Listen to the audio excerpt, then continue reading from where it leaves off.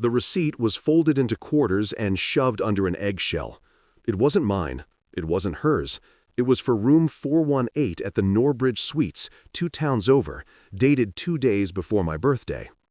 Paid in cash, no name, but there was her favorite order from the Glass Owl Cafe printed right underneath it. Hibiscus tea, half sweet, oat milk. I know that order. She makes me repeat it when I pick it up wrong. I know what you're thinking. I shouldn't have been digging through the trash, but I wasn't. I was taking it out like I always do, because apparently it's my thing. And I heard the paper crinkle. Not normal trash crinkle. It was deliberate, hidden, like something stashed during a panic. I stood there for 3 minutes, holding it, maybe longer. It felt heavy in my fingers. You'd think it was soaked in blood with how fast my pulse went. She was in the kitchen, humming. She never hums. And here's the part that makes me feel like the world's most pathetic man. I put the receipt back. I didn't ask, didn't confront, didn't even raise an eyebrow. I stuffed it under more trash like a coward, then went and sat at the table like everything inside me wasn't trying to collapse at once. She made me eggs. I counted her blinks. She kissed me on the forehead and asked if I wanted to go for a walk later. Like we're the kind of couple who takes morning walks, and not the kind where I watch her set her phone face down every time it buzzes. I nodded. Then I threw up in the bathroom and told her it was the eggs. That night, my birthday, she handed me a wrapped gift that looked exactly like the one she gave her brother last year. Same paper, same shape. I opened it and smiled like a sitcom husband.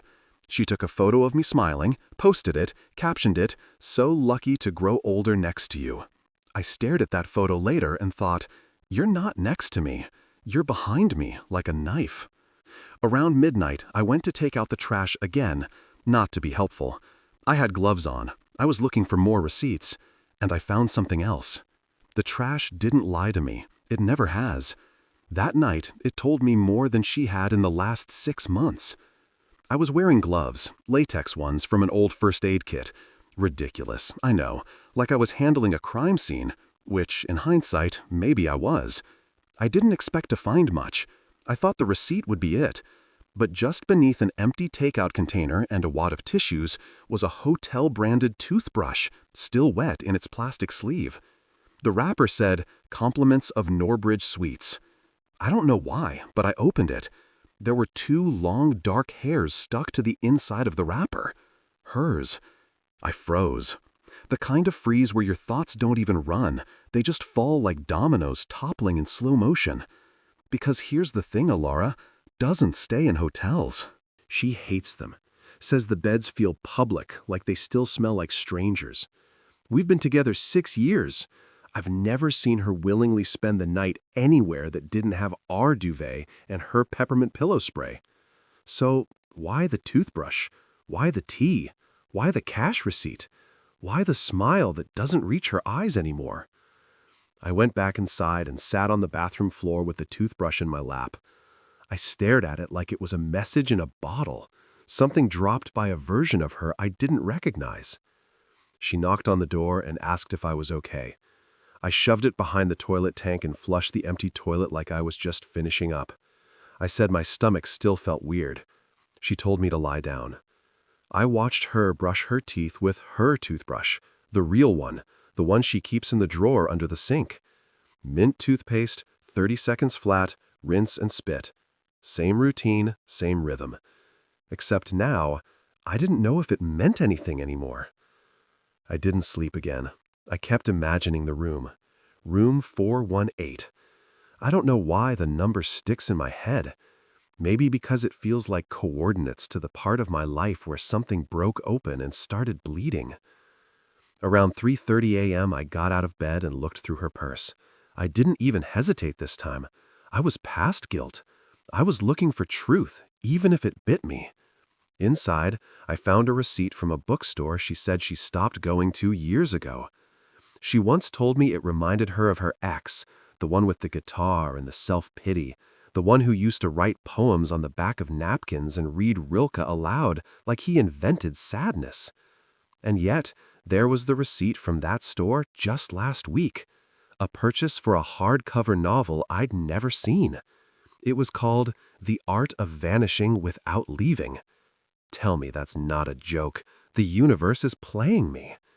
I put everything back and stood in the hallway, staring at the light leaking under the bedroom door like it was warning me. Don't come back in until you're ready to stop pretending. I didn't sleep again. Third night in a row. In the morning, she said she had to go into the office early for a team meeting. I nodded, I smiled, I kissed her on the forehead. Then, I watched from the upstairs window as she drove the opposite direction. I followed her. What I saw next? I always thought following someone would feel thrilling like in the movies. Heart-pounding, windshield rain, headlights slicing through the dark. But it wasn't like that at all. She hates them. Says the beds feel public, like they still smell like strangers. We've been together 6 years. I've never seen her willingly spend the night anywhere that didn't have our duvet and her peppermint pillow spray. So why the toothbrush? Why the tea? Why the cash receipt? Why the smile that doesn't reach her eyes anymore? I went back inside and sat on the bathroom floor with the toothbrush in my lap. I stared at it like it was a message in a bottle, something dropped by a version of her I didn't recognize. She knocked on the door and asked if I was okay. I shoved it behind the toilet tank and flushed the empty toilet like I was just finishing up. I said my stomach still felt weird. She told me to lie down. I watched her brush her teeth with her toothbrush, the real one, the one she keeps in the drawer under the sink. Mint toothpaste, 30 seconds flat, rinse and spit. Same routine, same rhythm. Except now, I didn't know if it meant anything anymore. I didn't sleep again. I kept imagining the room. Room 418. I don't know why the number sticks in my head. Maybe because it feels like coordinates to the part of my life where something broke open and started bleeding. Around 3:30 a.m., I got out of bed and looked through her purse. I didn't even hesitate this time. I was past guilt. I was looking for truth, even if it bit me. Inside, I found a receipt from a bookstore she said she stopped going to years ago. She once told me it reminded her of her ex, the one with the guitar and the self-pity, the one who used to write poems on the back of napkins and read Rilke aloud like he invented sadness. And yet there was the receipt from that store just last week, a purchase for a hardcover novel I'd never seen. It was called The Art of Vanishing Without Leaving. Tell me that's not a joke. The universe is playing me. I put everything back and stood in the hallway, staring at the light leaking under the bedroom door like it was warning me. Don't come back in until you're ready to stop pretending. I didn't sleep again. Third night in a row. In the morning, she said she had to go into the office early for a team meeting. I nodded, I smiled, I kissed her on the forehead. Then I watched from the upstairs window as she drove the opposite direction. I followed her. What I saw next? I always thought following someone would feel thrilling like in the movies. Heart-pounding, windshield rain, headlights slicing through the dark. But it wasn't like that at all. Maybe I just wanted to confirm that it was real, that I hadn't hallucinated the entire thing out of paranoia. The room door was still unlocked. I shouldn't have touched it, but I did. The air inside was thick with cheap perfume and something else, mint and smoke, maybe. The bedsheet was half-tucked, the window slightly open, the TV still glowing faintly with static. And there on the nightstand was her scarf, the one she wore on our anniversary. I picked it up. It was warm. That's how fresh everything was, still carrying the echo of her and whoever he was. I sat on the edge of the bed and laughed, quiet at first, then harder, until it turned into something ugly and breathless. Because it hit me then, she hadn't just lied. She'd replaced me down to the smallest detail. The way she laughed, the tea order, even the scarf I once said made her look like a sunrise. She'd taken all that warmth and given it to someone else. When I finally left the room, I didn't cry. I thought I would, but I didn't. I just felt hollow, like my skin was filled with echoes. Back home, she was already asleep when I walked in. I stood in the doorway and watched her breathing, slow and even, like a child's, peaceful. And for the first time, I didn't recognize her face at all. The next morning, she asked me what I wanted for breakfast. I told her I wasn't hungry. That was the first true thing I'd said in days. But I had a plan forming. Not revenge, not confrontation, something colder, something I shouldn't be proud of.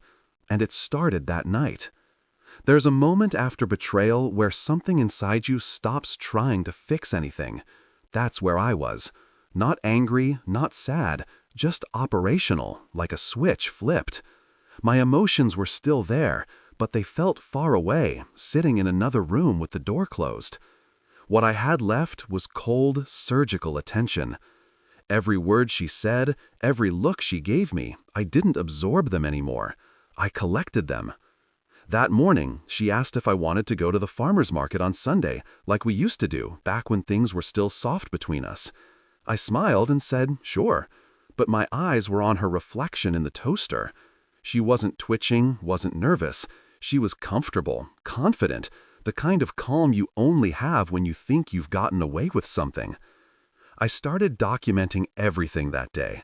Nothing dramatic, just notes on my phone, timestamps, behaviors, when she left, when she came back, what earrings she wore, what excuse she used. Her lipstick color changed every time she lied. I made a spreadsheet, color-coded, labeled each entry like crime scene evidence. I wasn't even planning what I'd do with it. I just needed to have proof that I hadn't imagined the whole thing, that I wasn't the paranoid, insecure husband with too much time and too little spine. I wanted to silence the part of my brain that still asked, what if you're wrong? What if she's just distant? Wrong? I had sat on the bed she shared with another man. I had held her scarf while the walls still held the sound of her voice. And yet, she kept pretending. She started kissing me again. Small, controlled kisses like she was playing the role of someone's wife in a stage play. She didn't touch me in any real way, but she smiled more, asked about my day, left notes in my lunch like we were characters in a sitcom. One of them said, "Hang in there, I know things have been heavy lately." I took a photo of the note and saved it in a folder called Fabrications. That Friday, I bought a recording device. Small, discreet, one of those pencil-sized ones you can drop behind furniture. I planted it under the passenger seat of her car. I don't know what I expected. A confession? A phone call to her mystery man? I just needed the silence between them to stop mocking me. That night, she left for dinner with a coworker and wore a perfume I didn't recognize. It was sweeter than usual, more floral, like something she'd spray on when she wanted to be noticed in a small room. I watched her leave through the curtains. When she was gone, I opened her laptop. No passwords. That surprised me. I didn't snoop through her files. I wasn't ready for that. But I checked the browser history. Most of it was boring. Office documents, weather searches, Pinterest boards about interior design. But buried in the middle of it was one single line that made my fingers go cold. What does emotional detachment from spouse mean?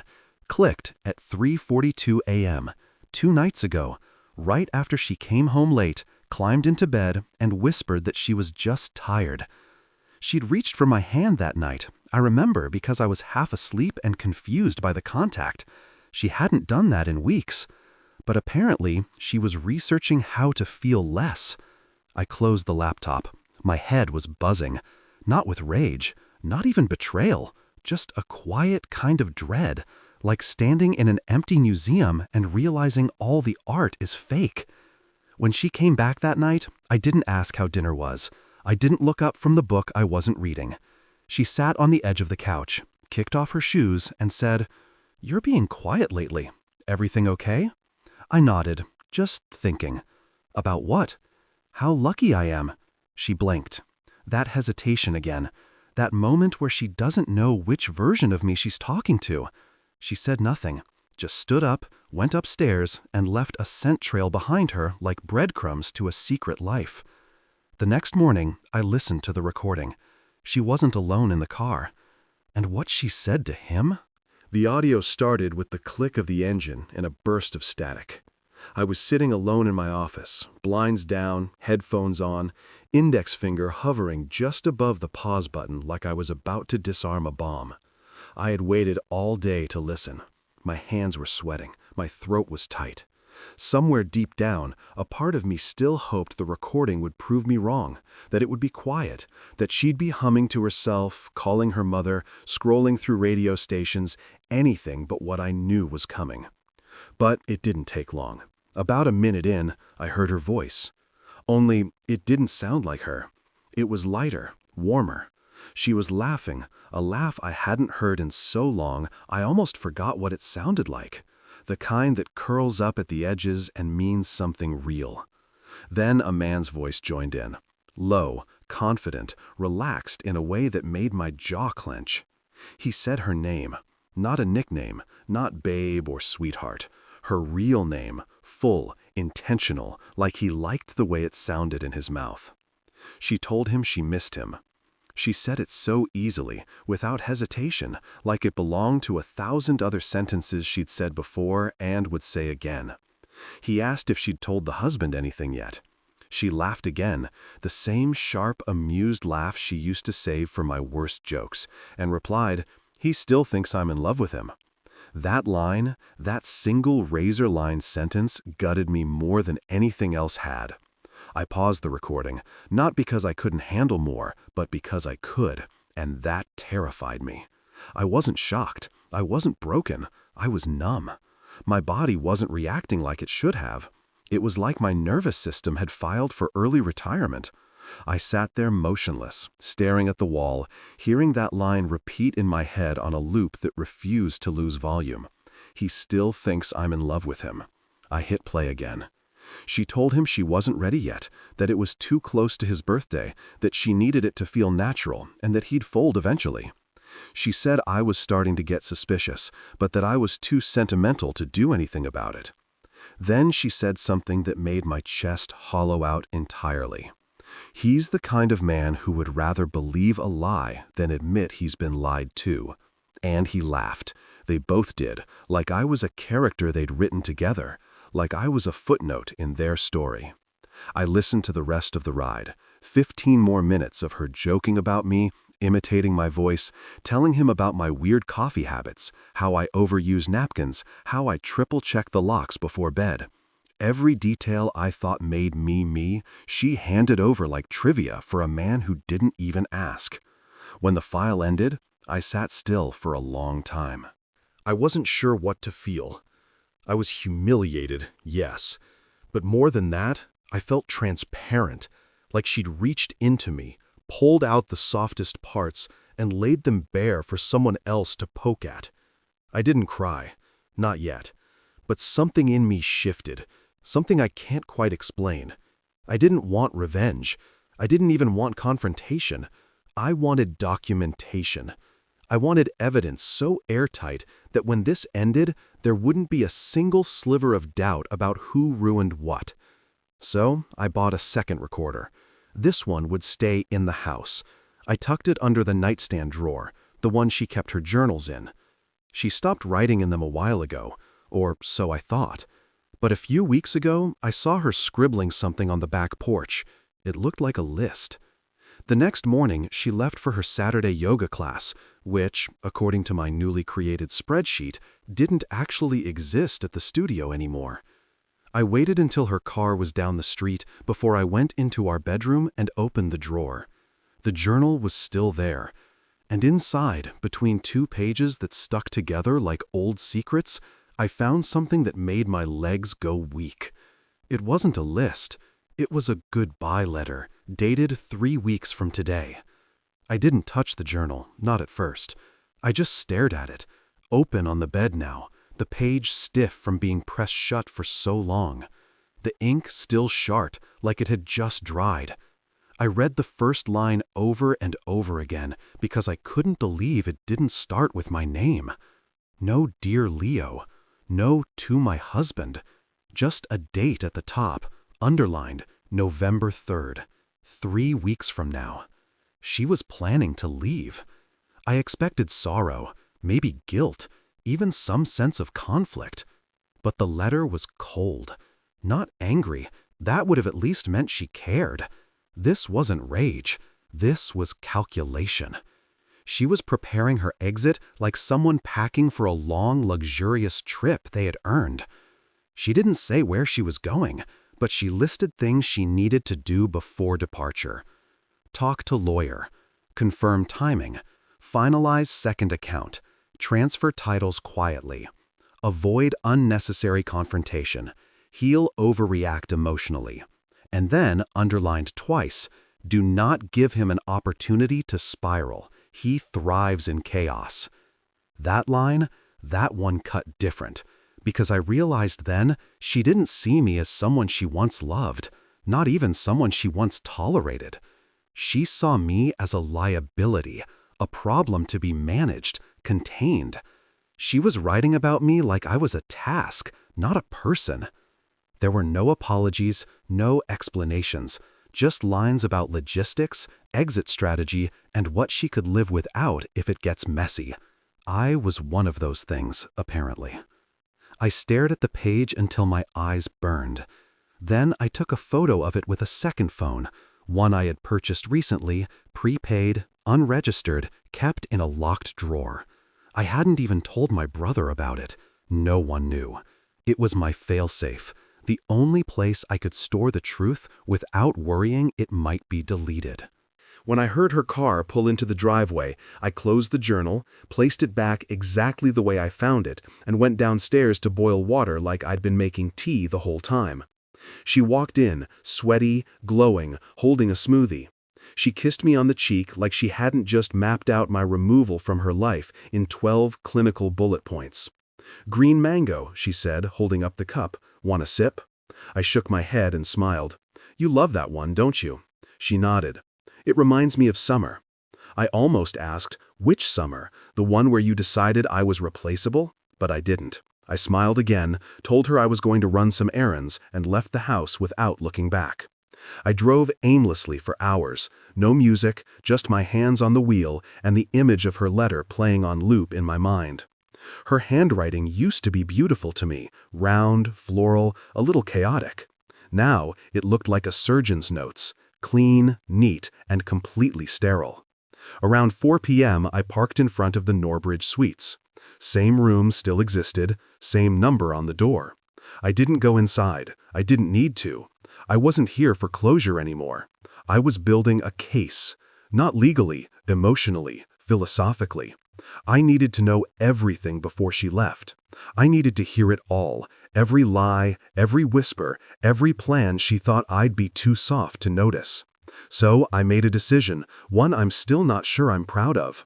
I contacted the front desk, told them I was investigating an infidelity situation. I offered to pay in cash for any check-in data regarding room 418 over the past 60 days. The man at the desk, early 20s, acne scars, nervous, told me that wasn't allowed. So I added a few bills. He looked around and said, "I can't give you the guest names, but I can tell you that someone's reserved that room every Thursday and Saturday for the past 3 months. Same time block, same payment method. Cash, no digital trail."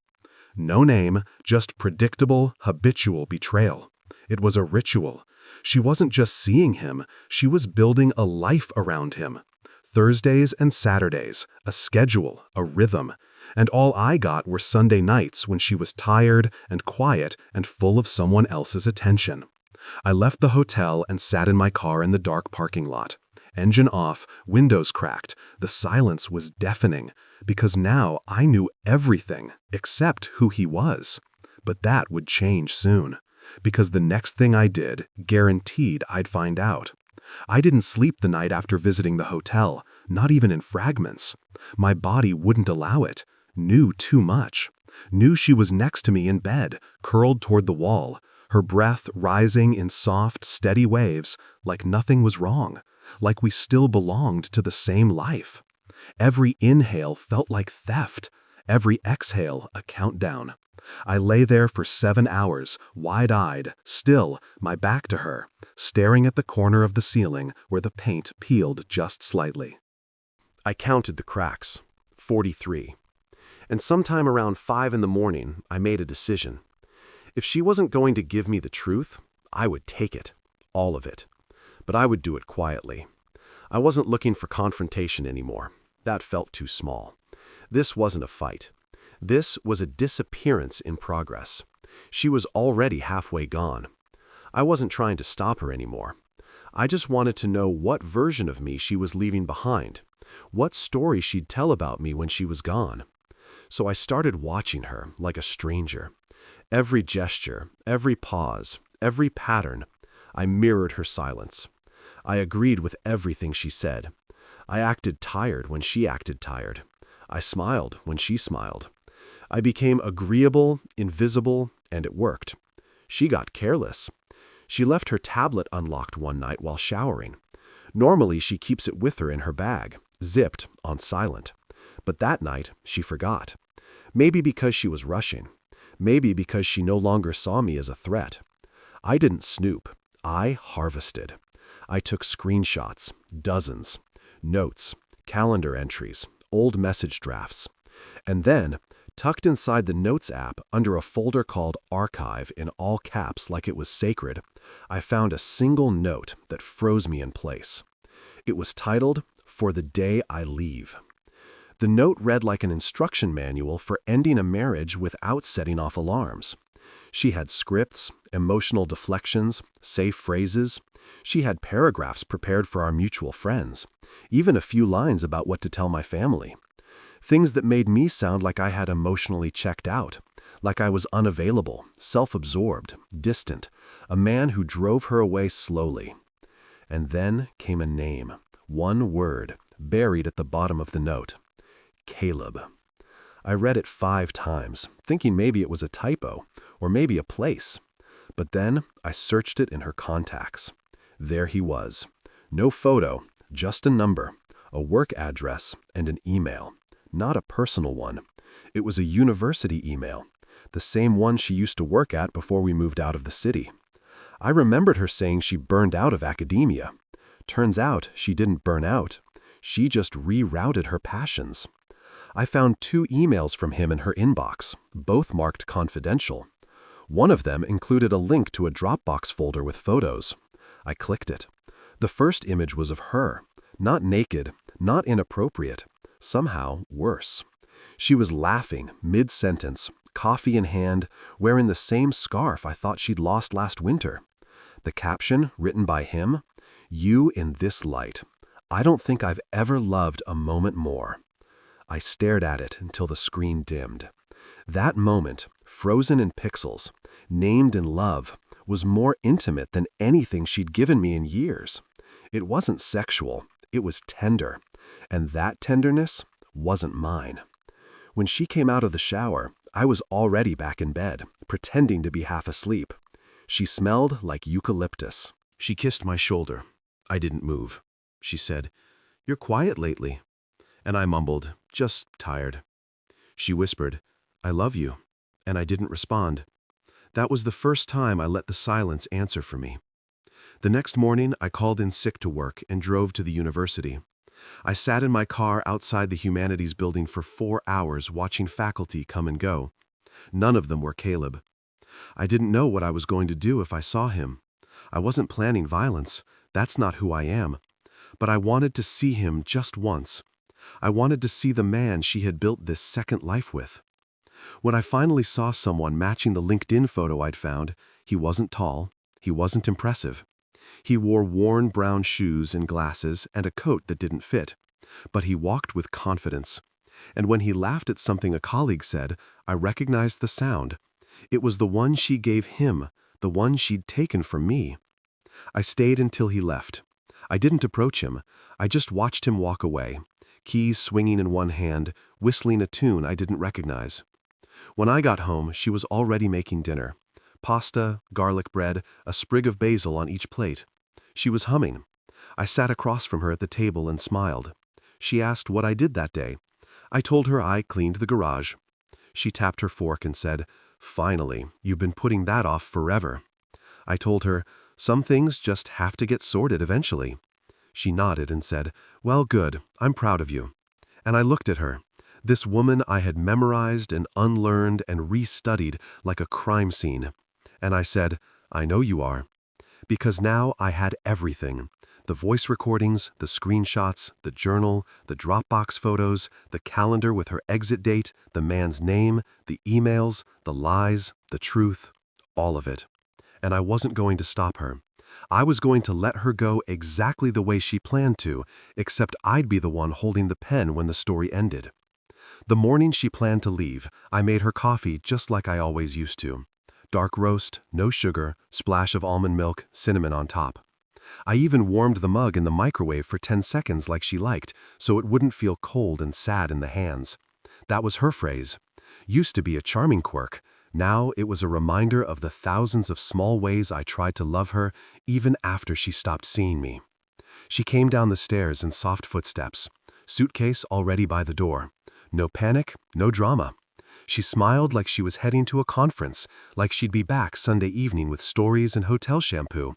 I handed her the coffee. She took it without hesitation. "You okay?" she asked. I nodded. "You?" "Yeah," she said, glancing at her phone. "I think it's time, don't you?" I smiled. "It is." She paused, like she was waiting for me to beg, cry, break. But I didn't, because by then I'd already removed myself from the wreckage. Quietly, carefully, piece by piece. I didn't expose her. I didn't corner her with the recordings.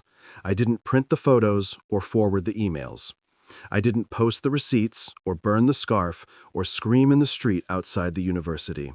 Instead, I spoke with a lawyer, quietly, privately. I secured my finances, protected what was mine, made copies of everything, stored them with someone I trusted, and then I prepared for what mattered most, rebuilding without her. She took her suitcase, she kissed me on the cheek, she said, "I hope you'll be okay." And I said, "I already am." It caught her off guard. I could see it in the way her eyes flicked down, the way her shoulders lost tension, the way her voice faltered when she said goodbye. Because I think deep down she expected to be the victim in her own story. She expected to leave behind a wreck of a man, weeping, spinning, unraveling. Instead, she left behind someone awake. She drove away without music. I watched from the window as her car turned the corner and disappeared for the last time. I stood there for a long while, not waiting for her to come back, just breathing. The silence didn't hurt anymore. It felt open, like space, like possibility. The house felt different, too. Not haunted, not broken, just quiet. For the first time in years, it wasn't full of doubt.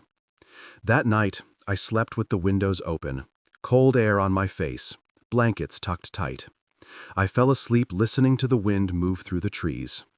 No more recordings, no more second phone, no more waiting, just sleep. And in the morning, I didn't make 2 cups of coffee. I made 1. I sat on the porch in a sweater I hadn't worn in months. Sunlight hit the railing. The birds were louder than usual. Or maybe I'd just forgotten how to listen. I didn't check my phone, didn't reread the evidence. I opened a notebook and wrote 6 words. She left, I stayed, I healed. And for once, that was enough.